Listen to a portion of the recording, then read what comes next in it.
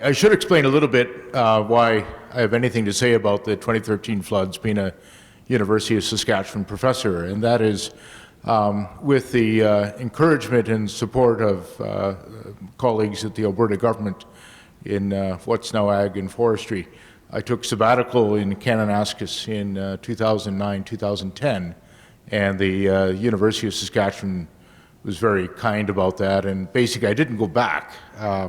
So we have a research lab in the Kananaskis called the Cold Water Lab, which is at the U of C Barrier Lake Field Station.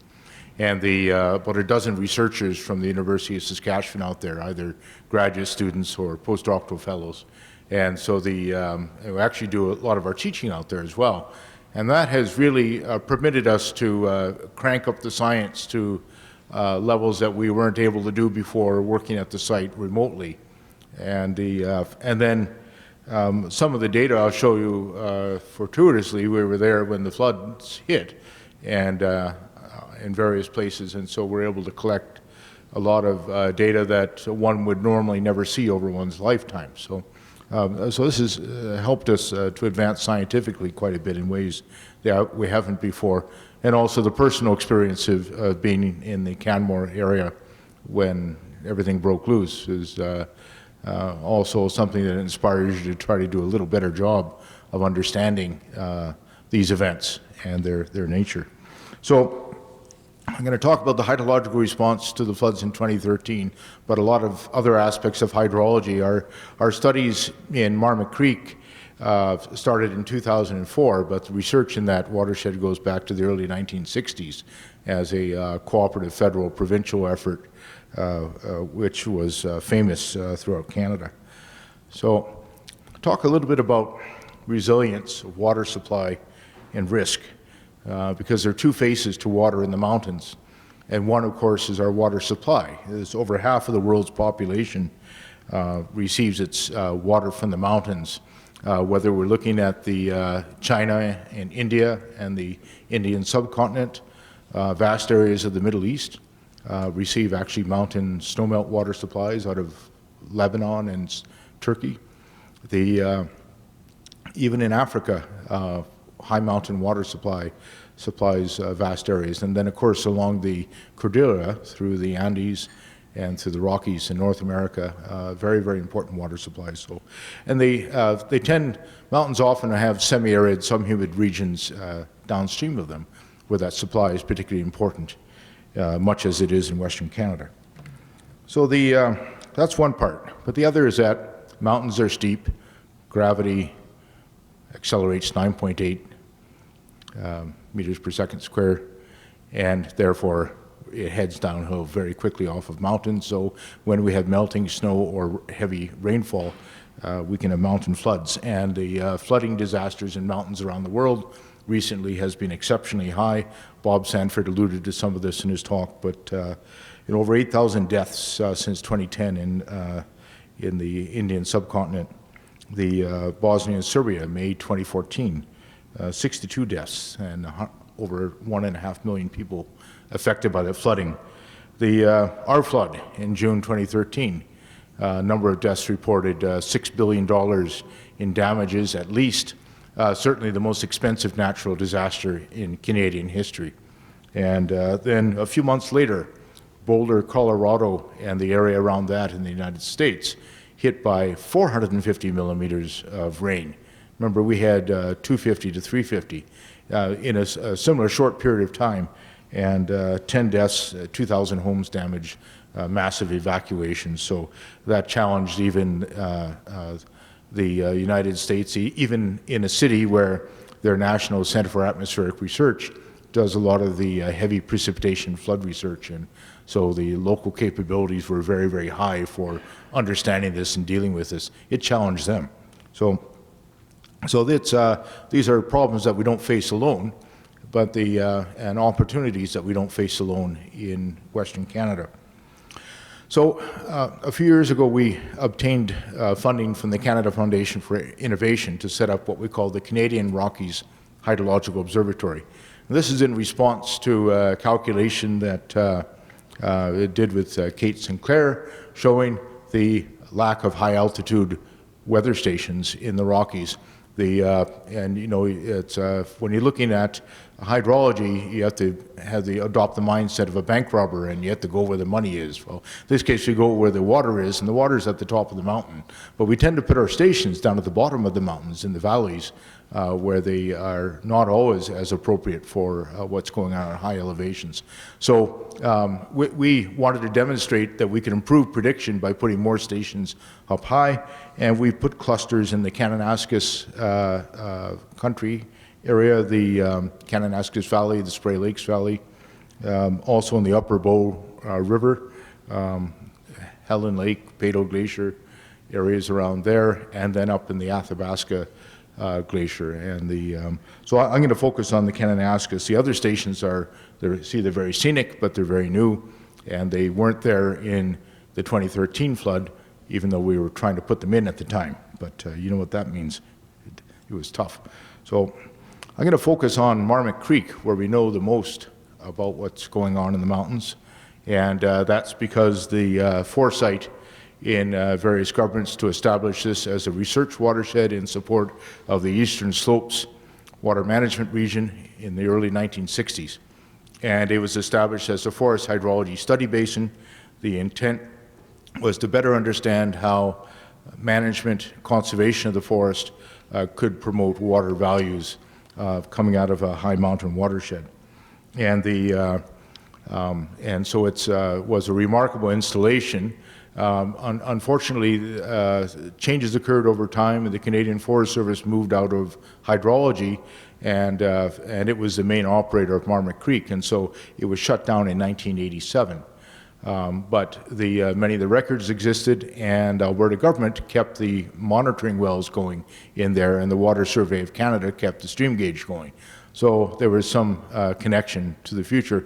We re-instrumented Marmot Creek starting in 2004 into the sub-watersheds. The treatments on it, one sub-watershed had large clear cuts in a traditional manner. Another one had small, innovative clearings put into it. Another was left alone. Another is largely alpine. So it makes it a nice experimental site.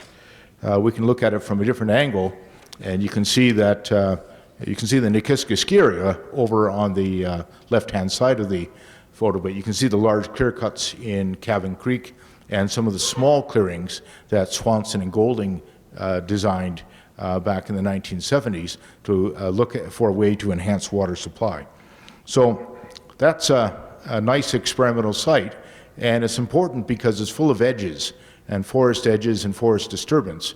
And that's important in Alberta because when you go outside of Kananaskis country, we have a landscape of forests which is managed, which is disturbed, which is used for wood products, for energy extraction, for transportation. And so it's full of edges. And in typical hydrological assessments, we tend to see the forest as a green smear, a kind of a smooth version of this, either being there or not being there, and that's not adequate. We have to be able to look at the nature of those disturbances of the canopy and understand how they operate in generating and controlling our water supply. So one way that we do this, the idea of experimental watersheds was prominent 50 years ago, where you'd cut part of a watershed and then wait several decades to look for the response and all that. And that's still useful. You want to see the evidence, but there are ways using hydrological models, which are computer simulations with thousands and thousands of equations in them and calculations which track every aspect of the interaction of water with the forest canopy, with the soils, with the mountain slopes. We calculate the melt of the snowpack, the redistribution of snow by wind or in the forest canopy, the interaction with groundwater, and eventually the formation of stream flow and the velocity of that water as it moves down the stream. And so we started developing a very one that we think is appropriate for Canada in the late 1990s when I worked as a scientist with Environment Canada. We call it the Cold Regions Hydrological Model, or CRHM. And it allows you to create specific models that are most appropriate for the environment and situation at hand. And in this case, what's very important in CRHM is that we were able to deal with the forest canopy in a realistic way, that we can deal with canopy edges, clearings of various sizes.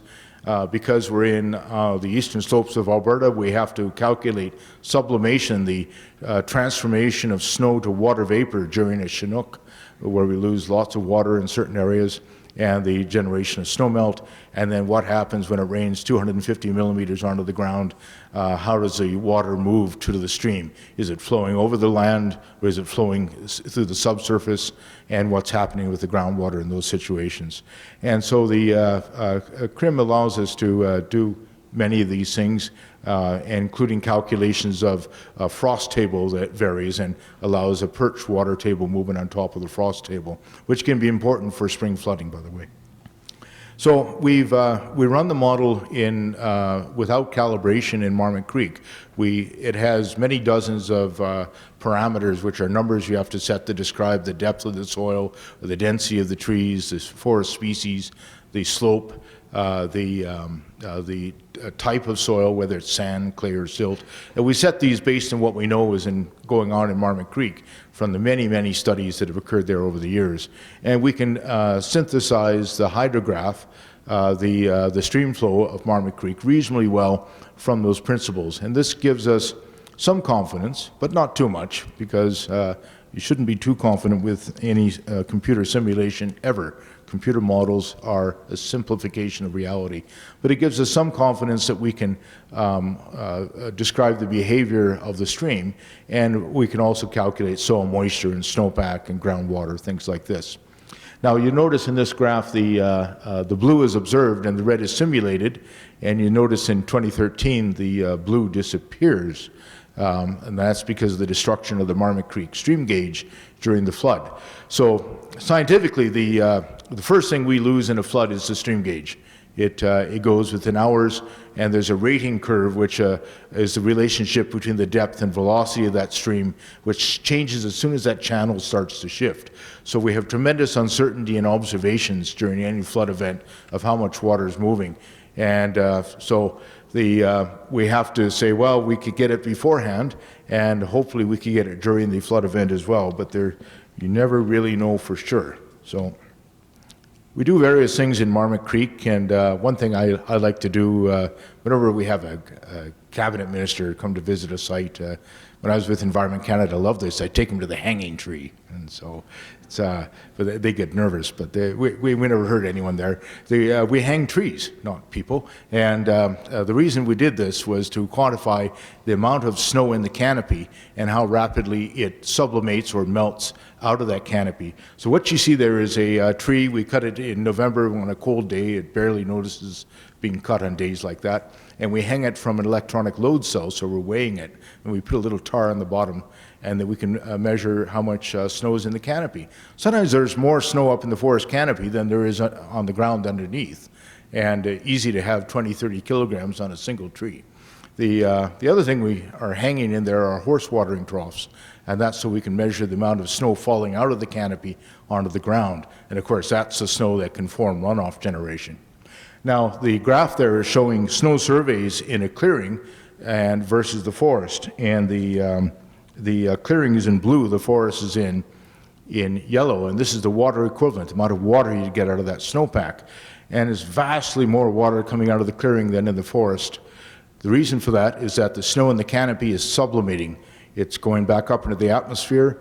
These are often happening during Chinook events, and that's why the cross-country skiing is really poor under a dense spruce canopy, as we know. But it's also really important because it gives us a water management tool.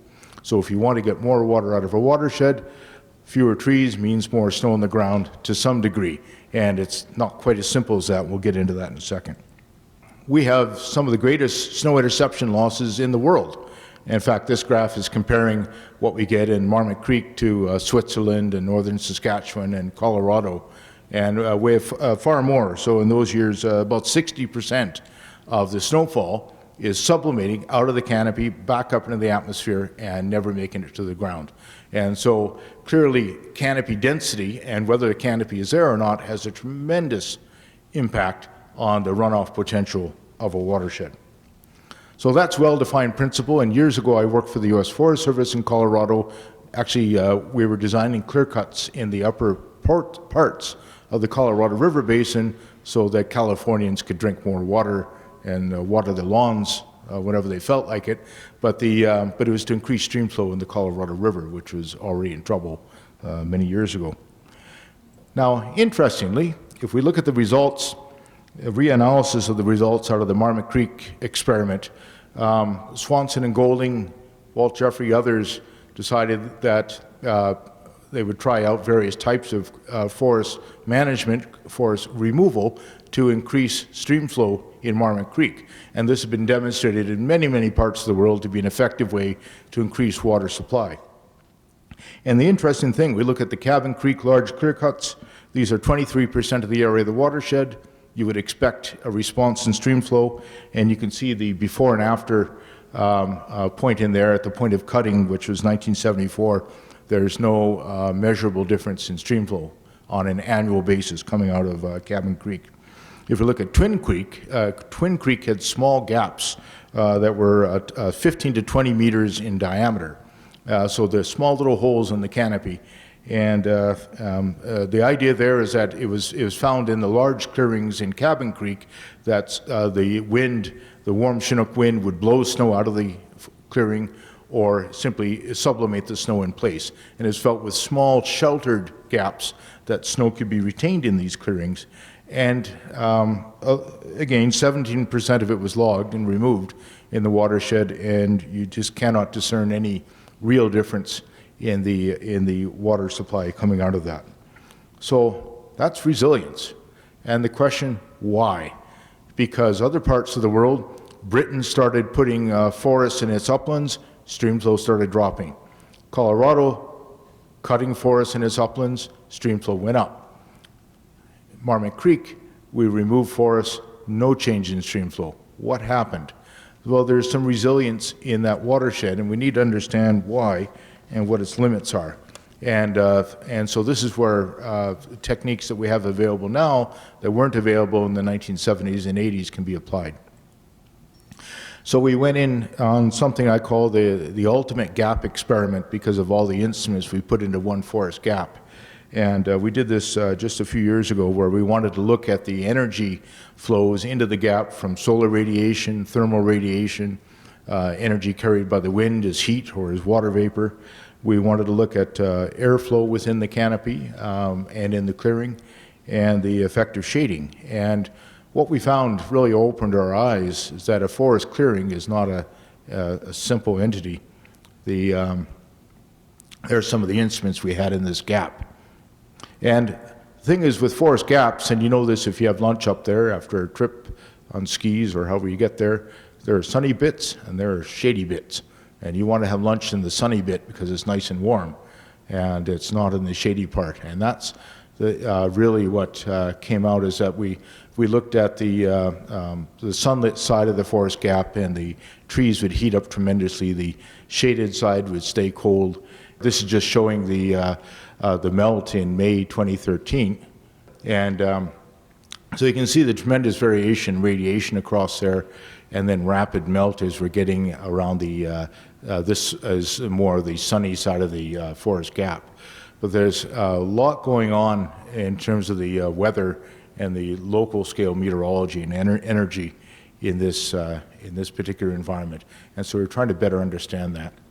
So what we found is large variations of snowmelt variation. You can't say that a gap has a single behavior.